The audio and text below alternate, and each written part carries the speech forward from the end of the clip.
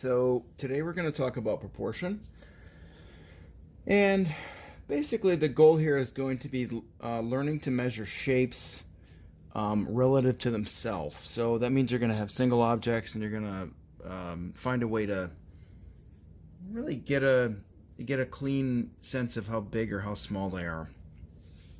And we're also going to get slightly more mathematical and learn to make ratios, but I'm going to cover all this right now. So if I were to take your basic box, right?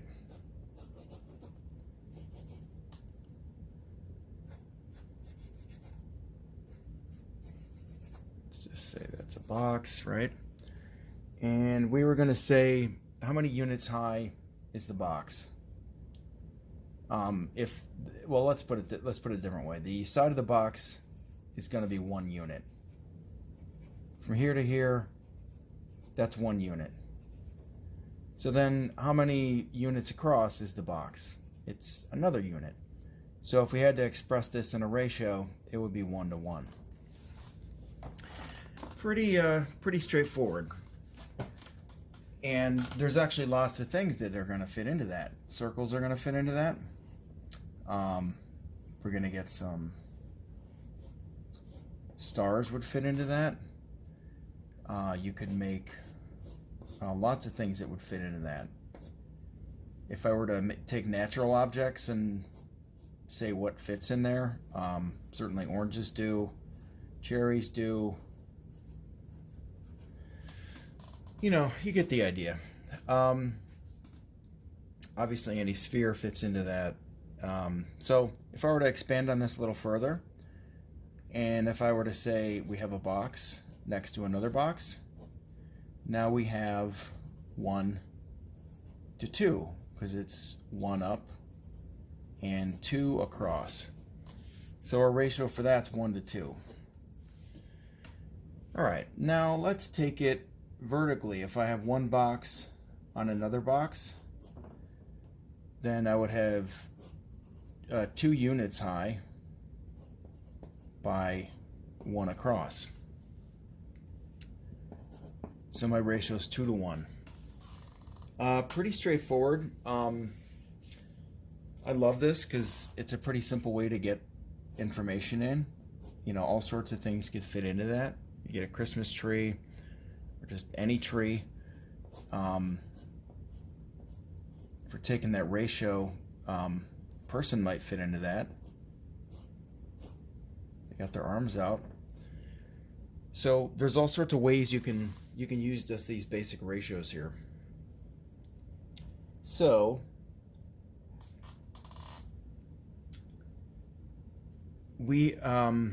let's take it a little further here. So let's say I have 1 box, and I want to make a half box here on the right. So what I'm going to do is I'm going to start with a regular box, and for our purposes, I want you to eyeball what the half is there. So now we have 1 high,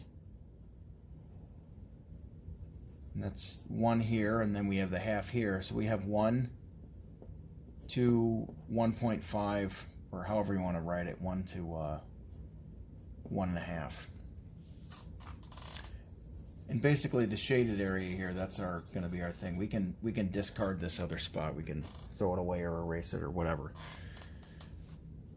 And this is pretty crude, but it's not meant to be perfect. What this is meant for is to give you guys a nice way to get into ratios and things.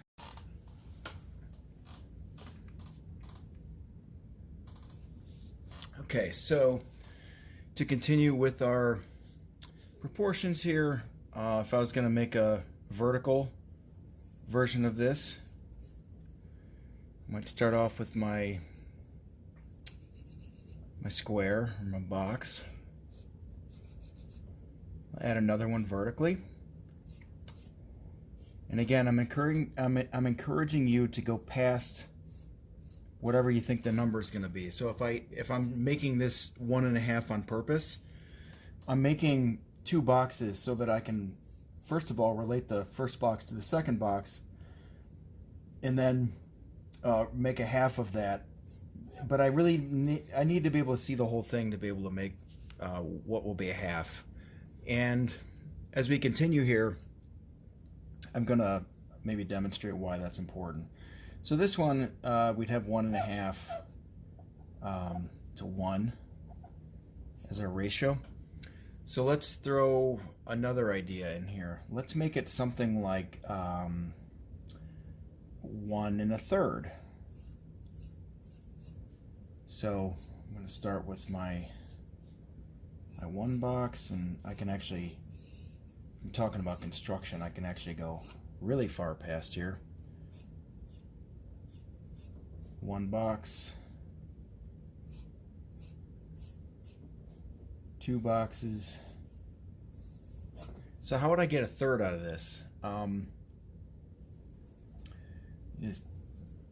We're gonna wing it a little bit, but like we're gonna make 3 equal parts. So I'm gonna make a hatch mark here, and then that would be my third. So this would be a box that's 1 by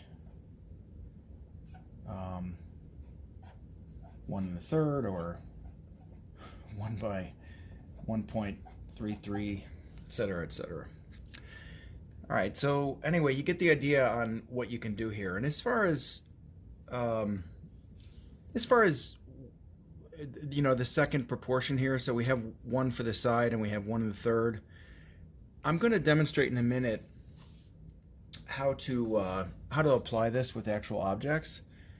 But this gives you a nice idea of at least where to make divisions. From my own standpoint, I try to find things that are really clean that I can use. So obviously 2 boxes it's a really clear thing.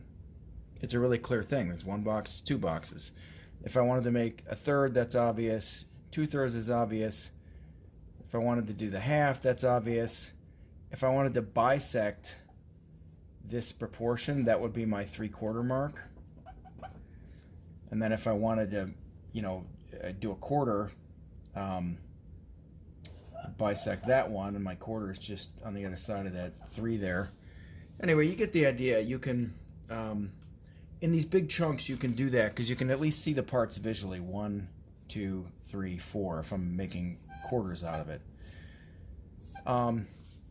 If it was some, you know, I don't try to get too technical with it as far as like, you know, 1.45 or whatever. Just I try to keep it broad like this. And for our purposes, for what we're seeing, this is really to get you to be able to see when we draw shapes, how to draw the shapes, and like how to you know, how to get a nice kind of on the spot sense of proportion for things. So we're going to demonstrate that 2 seconds here. Okay, so we're going to make a little further demonstration here. So any of you that did a basic drawing, my guess is that's a lot of you here, then we're going to talk a little bit about, well, we're going to do some of the same things here. So I'm going to start with our stop sign here. And if it's not obvious, the first part's going to be in the top of the stop sign. So then if I take this measurement here, repeat it, we get 2. Okay, so this is going past, so this is good because we're going to go build these boxes down. And this can be crude right now, that's fine. I'm going to make 3. And just visually, I was looking at this here. I'm stacking our measurements here.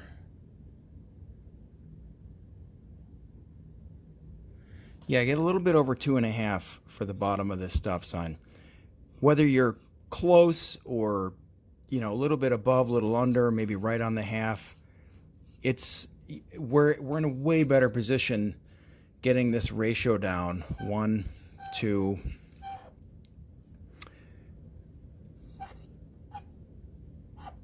Little over 2.5. You know, if you want to be technical, maybe 2.6. Blah blah blah. But you're in a way better position now of at least figuring out what that thing is, because two seconds ago we had no idea what that was. So this is kind of the generic idea when we're applying it to objects. So I'm going to show how we're going to apply it to a few more things. But you can do this with any single objects. If you guys have these references from before, we can apply this right on there. So we're always going to start with our widest point here.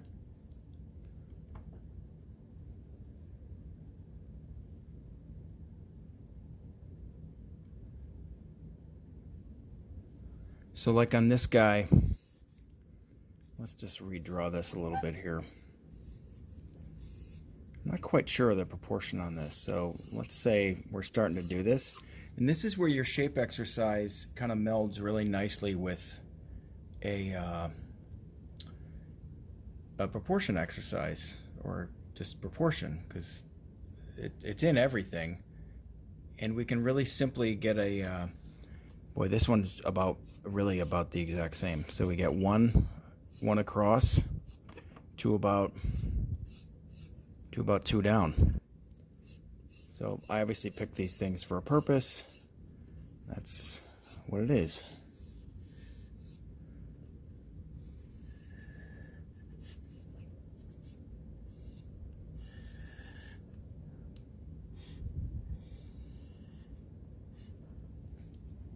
So yeah, just really quickly, I just found the proportion on that. So you can actually meld your shape exercise into this thing. So we're actually going to be applying the shape exercise into this, like how many cool shapes can I find in there? And then you're really quickly just going to be getting a proportion for what they are. So you can continue the exercise with the basic drawing parts right here. Okay guys, so far we've covered the basics of the ratios, using squares to find objects, own proportions, that is finding an object, what the proportion of the shape is to itself. And then we did a little application of it with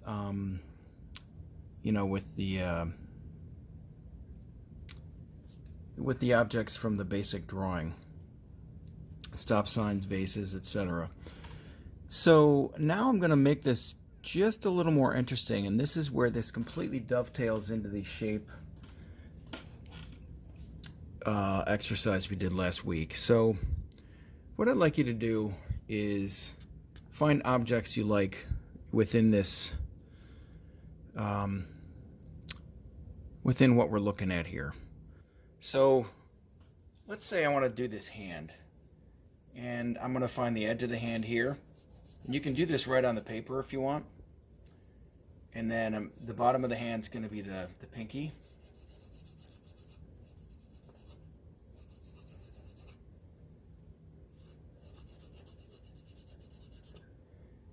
And then let's take it to the edge here where the hand meets the this little corner. So basically, I want to find out what this proportion is so that I can draw it over here. Now that I have this in here, our short side's going to be this one here, obviously. And if you want to figure out how to do that so you can get this length, the vertical length, I'm sorry, the vertical measurement, you want to make it go across.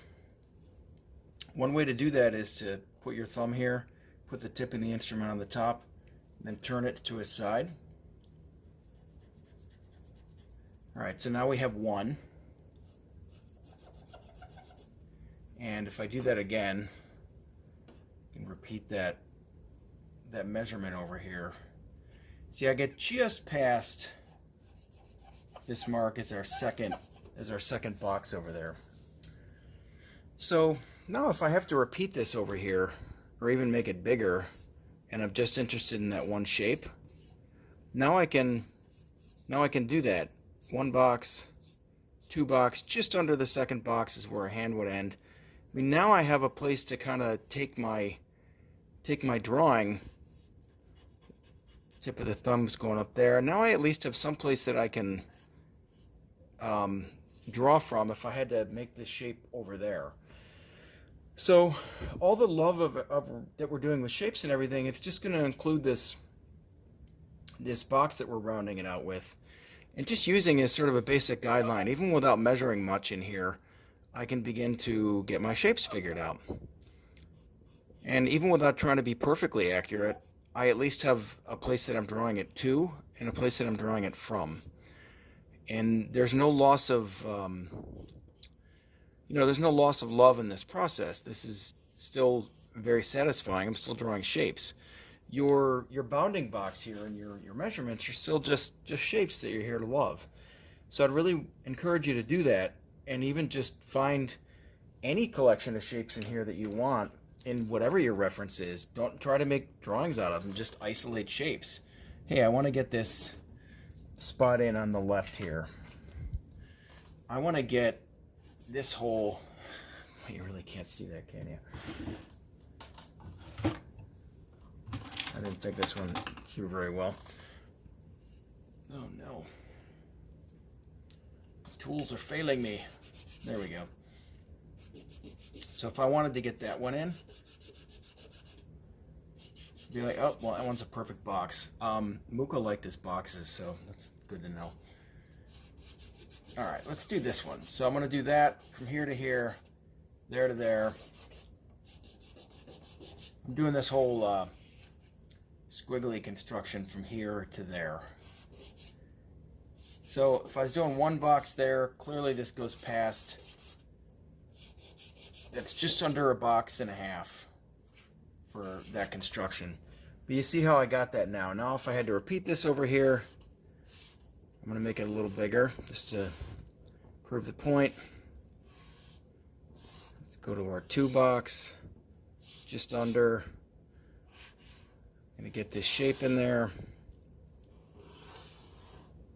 Now I have a reasonable way to begin to get this shape in there that's better than guessing, and I can maneuver it and play with it from here. Pretty cool stuff. Like, I love this system. And without really coming up with this exercise, I realized that I'd been doing some version of this without labeling it as such for a long time. And it would really help me to isolate shapes in areas and get them correct to themselves, at least. Can you do this on the whole thing? Absolutely.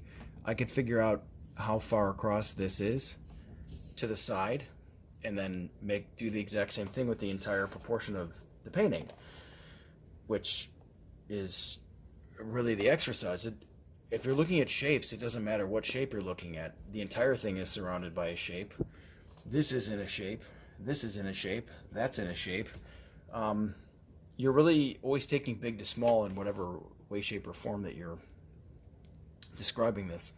So the exercise here is to isolate shapes this way and then recreate them on your paper. And you can go through as many references as you want and find as many shapes as you can. Try to find big ones, long ones, tall ones. Try to find shape collections where you didn't think there was one.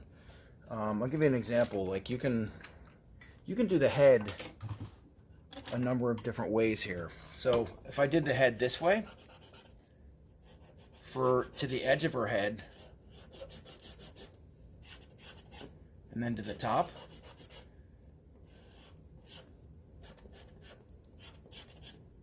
that's one way I could do that. Now I got 1, 2, second box there. That looks like about 1 2/3. That's the proportion of her head that way. If I did her head this way as a box, I'm pretty sure that's going to fit into a box. But let's take this right to the edge there. Now it's a little wider. So yeah, you could figure it out the other way. I know there's a lot of lines going on in here, but what I was getting at here is you'd make a box that went this way, which actually corresponds with what we had in there. That's convenient. Second box, I get a feeling a lot of you are going to be confused, and I'm going to hear about it regarding this. But I'll tell you what I'm doing here. So this is box number 1. I got 2 contrary bits of information here. And I'm going from the side of her head, of the hair, and then we're stopping at the side of her hair on the other side. So this is our second box. So it's about 1 1/4. If I had to break that into quarters there. That one's a little... Anyway, yeah, it's about 1 high to 1 1/4 wide, including the hair. So you can see how you can play with information. And if I wanted to get that across over here, get 1, make this go extra wide so I can see the quarter. Good. So now we can get our entire head in to that thing there. Entire head with all of the various fruits and flowers and whatnot. Then let's say I wanted to add the flower on the top. If I was just winging it, you know, I would probably just draw this up and get the proportion of that rectangle. But you get what's happening here. If I had to make a perfect square out of it, you know, you could go through the whole process of that. But right now I'm winging it and just saying I can see that this is a rectangle of about that proportion. Just plopping it up there. Still part of the exercise. I'm gauging space. In this case, visually, just getting it up there. So that's your exercise. I want you to keep finding shapes like this. Mark up your papers as you need to. Make your beautiful shapes over here. And keep trucking.